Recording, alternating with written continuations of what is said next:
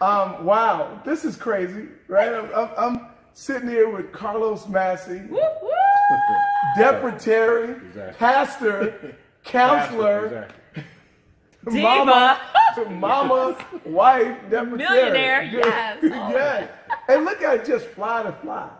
I mean, because, you know, I just make that word up, fly to fly. Okay, I'm fly to fly. Yeah, fly to fly. Okay, hashtag that. I'm fly to fly. Yeah, how you doing, Los? I'm doing pretty good, man. Can't complain. Just still grinding, taking care of kids, and have 2 girls in college now, so. Yeah. You cannot retire. Yeah, wow. Keep these shows going, man. Keep the laughs. So. You got to keep them going, bro. Yes. I'm sorry. How you doing, Bobby Brown? How many kids? No, this brother did a lip sync, and he did Bobby Brown. Oh, and he did Biggie. Yeah. I gave him a 10 when he did Biggie. Yeah. okay. Killed it, Deborah. First, I think I should have won, but you know, Did they steal it from you? Yeah, I think the first one was too much. See, they couldn't handle all. They're not ready. They weren't ready for the whole. See, he Bobby Brown. dipped, and we weren't ready for the dip. It wasn't ready. Lowe's dipped on us. Yeah. Because you know Bobby Brown's the dip. Yeah. Don't be cruel. And it was too much for the judge. I think her man was next to her. And They weren't she expecting got hot and fluttered. Did you do Tenderoni? Yeah. Yeah, he did Tenderoni. Yeah. Sure did. And he was doing, you know. Showing out. Oh, He showed out a little bit. Had women screaming. How you doing, DT? I'm wonderful. Good. I'm just excited to be here. Man, in this this little is- man sandwich here. This is what's up. Manwich. Yeah, that's it. Bishop Stevens, chill, bro. He knows he's good. You know what you got, dog. Grace and peace, Bishop. Yeah. Grace So and peace. let's talk about this. I wanted to have a little round table Okay. to talk to clean comedians. Okay. Do you even like that title, or do you just want to be a comedian, Lowe's? I kind of like it because it kind of sets me apart from the other things, Right. from the other comedians. Right. I don't mind when somebody say clean because I always want my stuff to kind of be set apart so they know what I do. So I like when people say, well, what does that mean? I love when somebody asks, well, what does a clean comedian mean? I love to explain it because that draws back to who I am and what I believe. It always comes back to what I believe in my belief. And so, okay, it makes sense because that's one thing I like to minister through my comedy. Right. So when I see somebody, they say, man, I saw in your bio where it says clean comedian. I love somebody to ask because it kind of gives a history of who I am. Right. So they kind of show what I And they know what they're getting. They know what they're getting. They know what they're getting. Deborah, would you rather clean comedian or Christian comedian? This may throw some people off. Or just comedian? Just comedian. Just comedian. Personally, I just like to, because I'm going to do the same material, whether I'm in the club, whether I'm in the church, or, you know, my material is the same.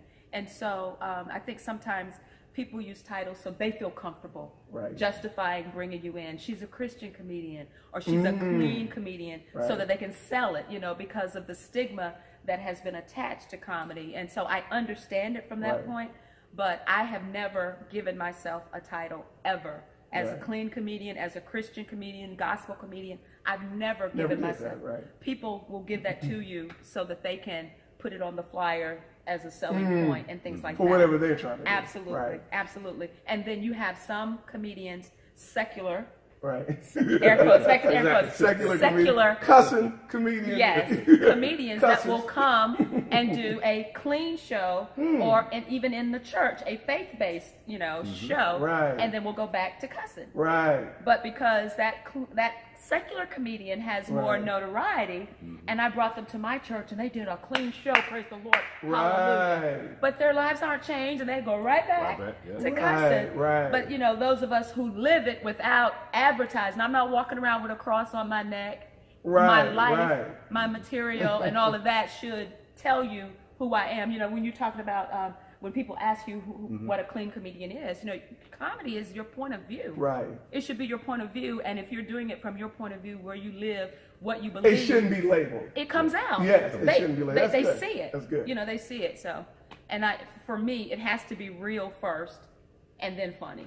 Now I've seen you perform. I think you both are hilarious. This guy, oh my God. I mean, hilarious.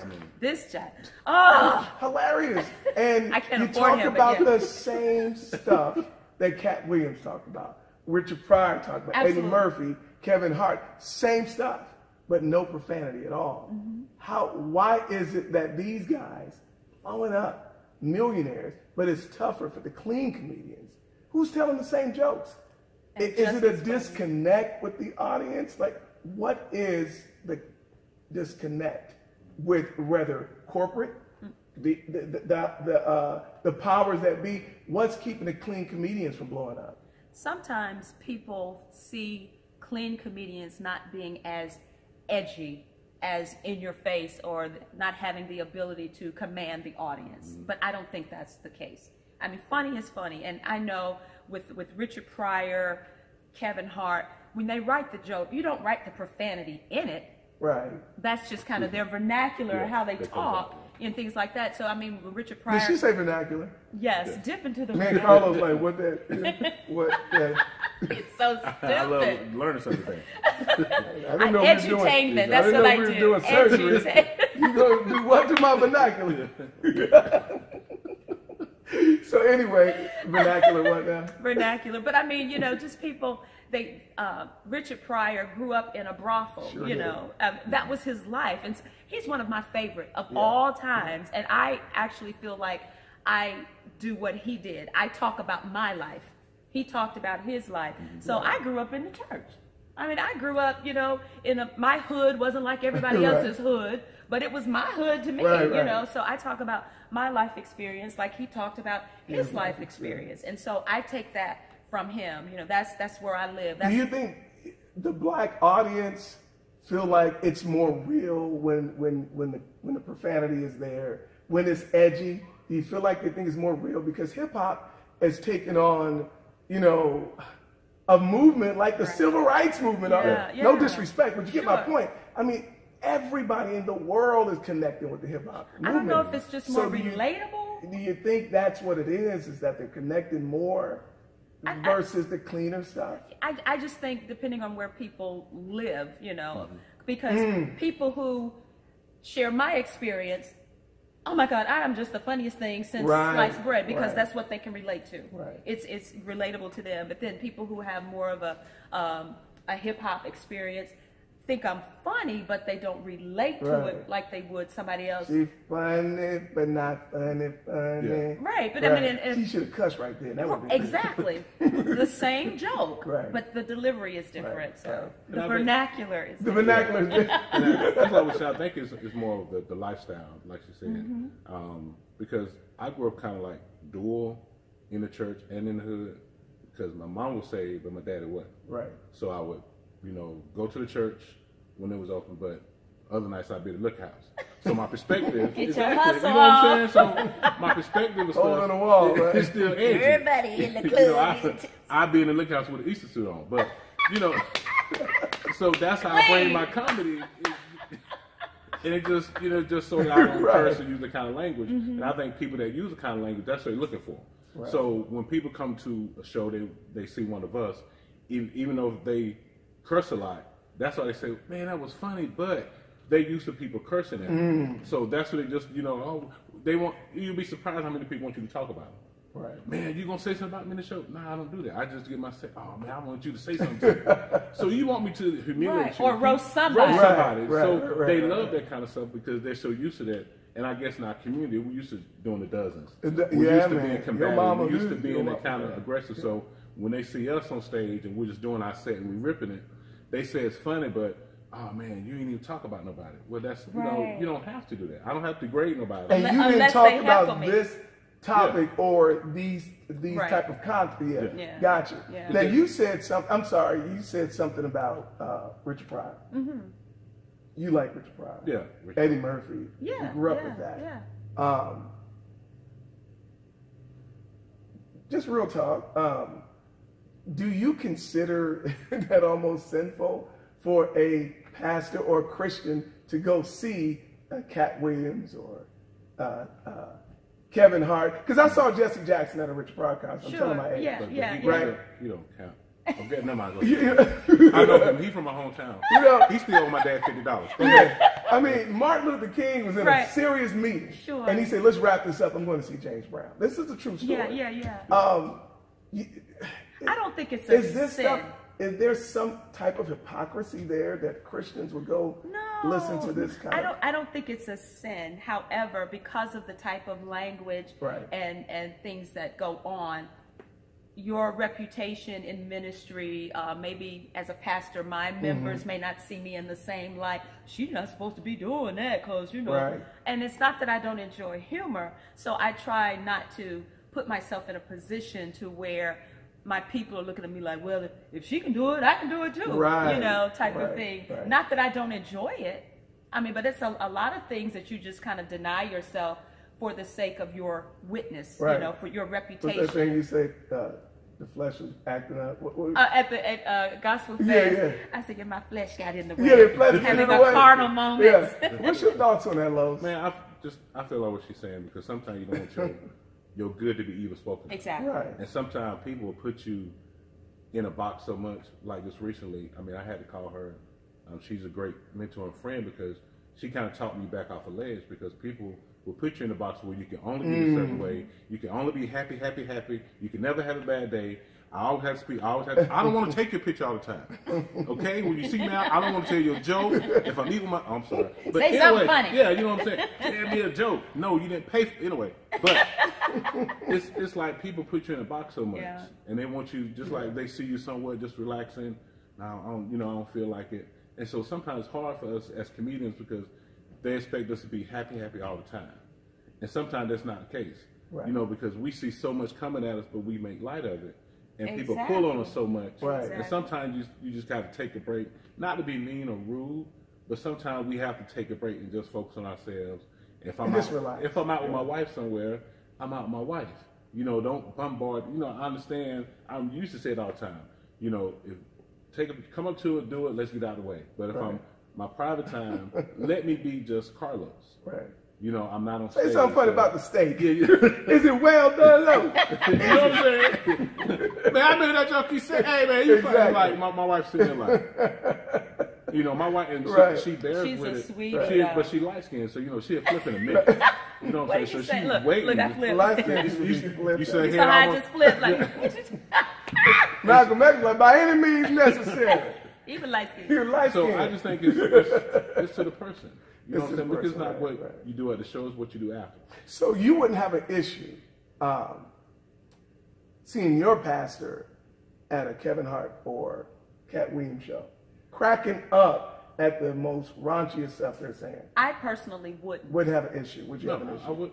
Right. But I know people would. That would, right. And use that as an opportunity to attack, and he ain't that saved, no way. Right. But now I wonder what else he doing. You know, it just gets carried away versus just somebody enjoying some comedy. The reason why I say that, because it's just not a comedy show. They watch movies. Sure do. Right. There's all kind of violence. Everybody has seen all the Terminators, you know, all the Godfathers, you know, all the Fast and Furious. Madea. All Madea. Madea will sit up in church and cuss. And everything. So it's still. That's a good point, right? You know what I'm saying? So if you go enjoy it, that's because we sit at home, we go to the theater and watch all kind of Arnold Schwarzenegger gonna kill. Now, if Jesus was here today with his partners, his 12 partners, do you think they'd go to the Cat Williams show? Yes. They'll hang out. I mean, and save some folk while they're there. I just think I really think Jesus. Be rolling to the Cat Williams show. I just think he was just this real laid back dude. And just went somewhere and just touched the people, and he became what people. And men kind of just blew it out of proportion. Right. You know, I just think you know, like they say you're the church that people see. Right. Absolutely. And so when you go meet people, meet them where they at. Don't go. That's you know, yeah. They say, hey, I just want to sit with you. That's what Jesus did. Yeah, that's what he did. He just chilled with a man. You know what I'm saying? Certain jokes can't tell. People looking at Jesus like.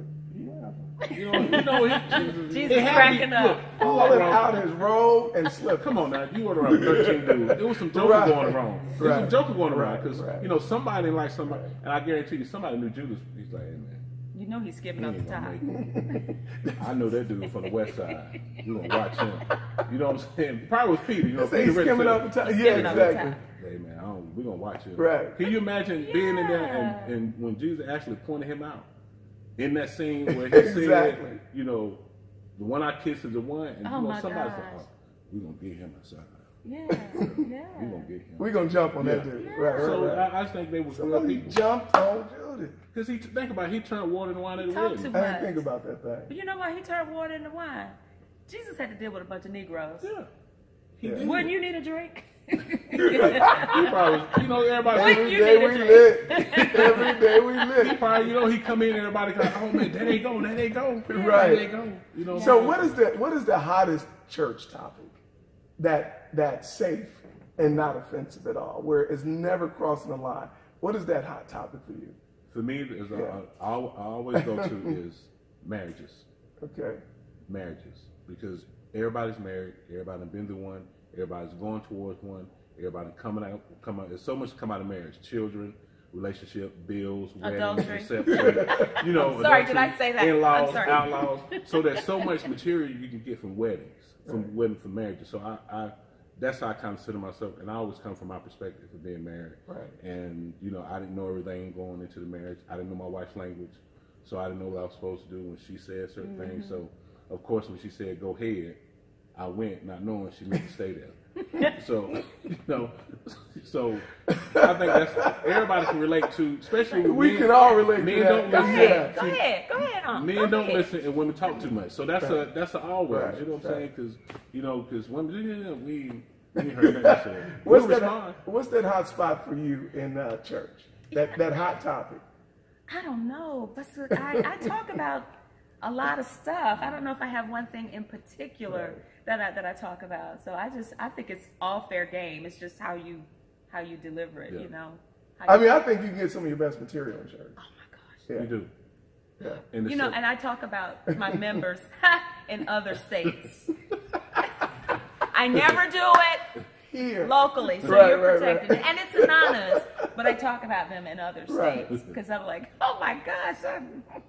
Have you ever been in a position where you're looking at bills and you're looking at, hey man, I should be further along as a comedian because of who I am and what I've done. Mm-hmm. Have you ever, thought, you know what, let me go ahead and start cursing and some profanity, and let me go out of state and do this. Let me go to another country. You been following me? Have you ever had those moments where it's like, you know what, I'm going there? Honestly, no. Because it's just not who I am. Who you are. And I know I've not participated in certain things, back to what Los was saying, because of what I believe. Right. Even as an actress, certain auditions I just will not take. I'm like, that's serious. It's very serious. And I get requested from casting directors and I'm not interested in that. There's a show on now, a very popular show that people are watching that deals with the church and things that are going on in the church. I have been requested several times. I'm like, no, because the church is taking a hit. Even though it's entertaining for people, I can't participate in that, me personally. Wow. That's good. Me personally, because it's like we have enough that we have to contend with. I personally can't do it. That's good. Los, you ever went there to where you like, you know what? I'm about to start cussing, make me some money. I thought about stripping. No, I'm kidding. That's a whole different subject. I have, and I'm not paying. But hey, they got a lot of money in the nurses' home. But anyway, I found that the twerking was not liturgical dance, so I said I can't do it. I can't. And I'm back, and she's back. But to answer your question, you back? Okay. You think about it, but then you're like, okay. What would I be doing if I actually did it? You know what I'm saying? You think about it like you work so hard to get this point. That's right. And that's good. What I do, because people say, I hear a lot of comedians, a lot of people, man, how do you get up there? How can you not curse? I'm like, that is who I am. That's who you I said I never started cursing, there so I don't have to stop. There you go. And I said, so I don't curse when I'm not on stage. There you go. So I'm just me on stage. Right. Now you might see me get a little aggressive, because I am aggressive.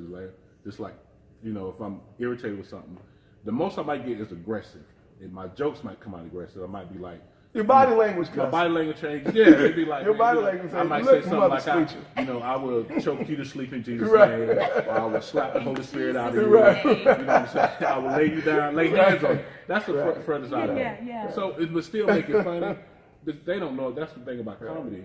It's like you find a vein with the crowd. Right. And if you find something that you hit them, that's you stay down that vein, just stay in it. Yeah. So if they like the aggressive lows, they're going to get the aggressive lows. They laughing, oh man, yeah, he said he's going to choke somebody to sleep. I'm going to stay down that choke lane.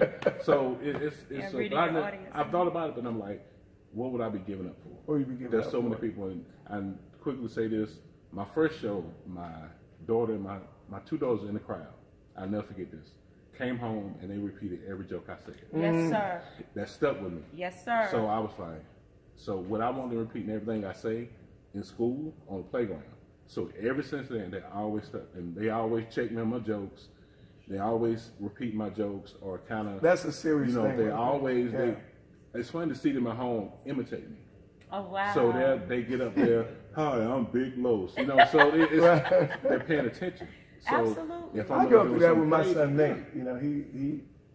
He wants to be a radio DJ because you're right. My daddy's so crazy. He's so crazy. So that's now. Let me ask you this. This is kind of off the church subject, but I noticed every comedian is fair game. I mean, I'm older, so I was there when Reagan was comedian. I remember Richard Pryor say, "Bigger than a peanut." About Jimmy Carter. Jimmy Carter. Should I have said that in front of you? Okay, anyway. But maybe everybody didn't get that. Let it go. Okay, let's let it go. Bush, everybody was, fair game. I mean, we were lighting, black comedians were lighting presidents up. Nobody touched Obama the way they touched other comedians. Right. Why? Because he had the ears. There are certain things that were wide open. I'm not dissing the president. Sure. But there were things that, stuff with his, Malia seemed like she was getting lit. Kind of out there. Right. So why no one touched them, Deborah? I think we were so proud, okay, of what they represented. And they just put forth, let me just say this. Malia wasn't getting lit, just making fun. She was having fun. Okay. Right. Okay, yeah. Clarify that. You don't want to make tripping because I love the First Family too. Absolutely. I just think because of the level of respect for who they are, not were, who they are, and what they represented, the image, not just for Black Americans, but for Americans, period. Right. This family was in the White House for 8 years, not one scandal of any kind, major, minor, nothing. The most intelligent, one of the most intelligent and articulate presidents we've had in like forever. And so the whole world celebrated when President Barack Obama was voted in the first time and the second time because of who he projected himself to be and who he ultimately was. And why would you want to tarnish something like that as a comedian for the sake of a joke? Well, the only thing that I could have said, with First Lady Michelle Obama, she always wore the cutoff. Right. She was showing the muscles to the interns. Right. I wish an intern would. Come on, step this way. That's good. That's good. She was flexing the muscles, What's another joke that's safe with the president? Well, for me, to me, I joked about it because I was like, they're too perfect. Right. I was like, there's something going on that we don't know about. Because this family either was created somewhere in a lab or they lying to us. You ain't telling me in 8 years, ain't nobody slapped nobody, ain't no side chick came from nowhere. And I always said, Sasha is a side baby because you notice she didn't show up the last part of the little thing. Right. So I'm like, hashtag where's Sasha? We still ain't found her. I think she went back to her original family. It's just this. I know we supposed to build up on them, whatever. But something ain't right with the whole thing. Right. They was created. It's too perfect. His teeth too straight. I don't know what's wrong with him. Conspiracy theory. He talked too good. He ain't cussed nobody out. Stepford family. You know what I'm saying? They're the Stepford family, right? He ain't cussed nobody out in his whole 8 years. And the stuff he went through. The mama ain't saying that. That's what I'm saying. Something ain't right with the family. I mean, either they're aliens, they like the Kardashians. See, that's a good point. They're like when the mother-in-law said nothing. There was no beef in the White House. You ain't seen no roller set. Let me be clear. You ain't seen no weed. You ain't seen no hairpins. None of that stuff. You say he was smoked. What a Newport commercials. He ain't had no black and out behind his ear. You know what I'm saying? It was like he was too perfect. Right. And I was like, but I know we needed that. Yeah. Come on, y'all. Let's be real. 8 years, no scandal, no parking ticket, no nothing. Nothing, Carlos. Somebody lying. And I'm gonna tell you that is one heck of a testimony for young black males and females today. That look at this. Yeah. This is the highest office. This is the most important man in the world. Under such scrutiny. A brother. So if there was something to bring him down, By now, something would have came out. And I'm sure they tried. Right, so that was fantastic. I'm sure they tried. Fantastic. Failures. This is kind of goofy, but Halloween was last week. Me personally, kind of tired of the trunk or treat and Hallelujah night. Don't acknowledge the day. Thank you. That's my point. What's your thought on that? You know, I could care less one way or the other. I'm just not that into. But should we just not acknowledge it if we're gonna? If Christians consider it an evil thing and we want to change the name, should Christians just do without it?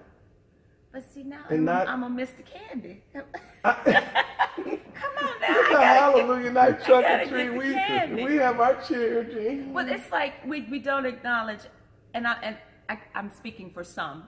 They don't acknowledge, for some, they don't acknowledge Halloween, but they like just celebrating and doing things like that. Isn't that hypocritical? I personally don't do it. Okay. I just don't do it. I mean, Lois, is it hypocritical? To me, it does come across that way because we're supposed to be believing in one thing and believing this God versus everything else that's not of Him and everything that's evil. No matter what you call it, right? You know what I'm saying? If you dressing up somebody, first of all, you know what I'm saying? First of all, it's enough dressing up as it is on Facebook, on them live videos, all that makeup. Anyway, it's enough clowns out there anyway. You don't need Halloween. But to me, it's just he gonna get it. It's just... You see all them little mad faces. But it's for me, I just, my kids, I always tell them, we don't celebrate Halloween. Right. Now what? You can get candy, but we don't. And I explained to them why. And then they're like, okay.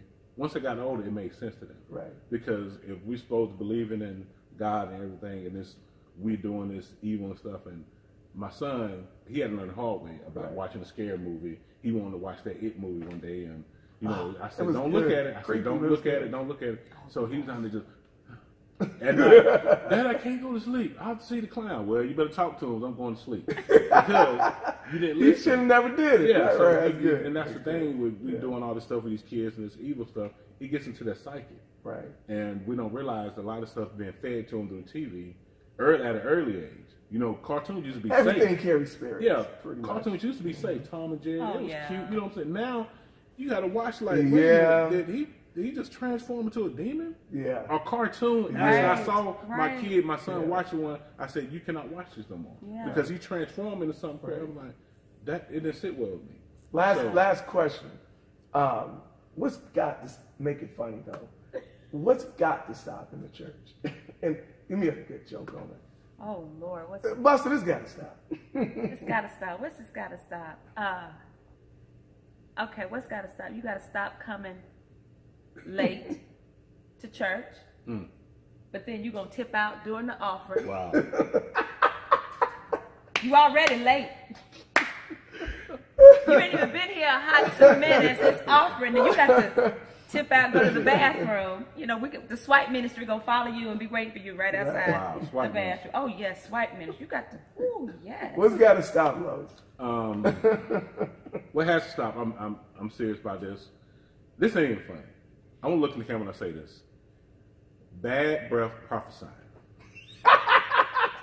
Break that down, please. Stop prophesying to people if your breath is bad. If you've been preaching for 45 minutes, pause. Put a mint in before you go greet the congregation. Because I'm tired of going up there and catching people because your breath done knocked them out. Now I'm trying to catch somebody as big as me because you done knocked them out. My right leg ain't like it used to be. So please stop with the bad breath prophecies. In the church I used to go to, we had a mint minister. Yes. All he did was just stood by the altar with mint in his pocket. So when pastor came down after preaching, a mint minister. Yeah, he came in. He slid the mint in his hand. After he got me preaching, how he got me finished. Well, I'm going to close now, and we're gonna open the doors of the church. Come on down here, slide in now. Come on down for prayer. Here, slide in here. Put in his mouth. Be good. Bad breath prophecy, it has to stop. Gotta stop. Gotta stop. Carlos, thank you, sir. Appreciate you. Thank you, man. Thank you so much. Yes, sir. Appreciate BT, appreciate you. Thank if people want to hit you up, how do they hit you up? All social media, Comedian Big Los or Carlos Massey. Check me out. All social medias, Twitter, Facebook, all that stuff. Do your wife think you're funny? Actually, she don't. Okay. Do your husband think you're funny? Absolutely not. I want wonder why that is. That's another show. Yeah, that is. That's another show. Because they live with us. Yeah. You know? How do they hit you up, DT, if they want to book you? At the Deborah Terry on Facebook and Twitter. At the Deborah Terry. Not because I'm like so grand, because there were a bunch of other Deborah Terrys, and I had to put the in front of my name. Oh wow. Yeah, I'm at the Deborah. But you are the DT. Let's be clear. Appreciate you. Thank you. Yes. Busta. Gotta give it up for Busta. Good job. Good job.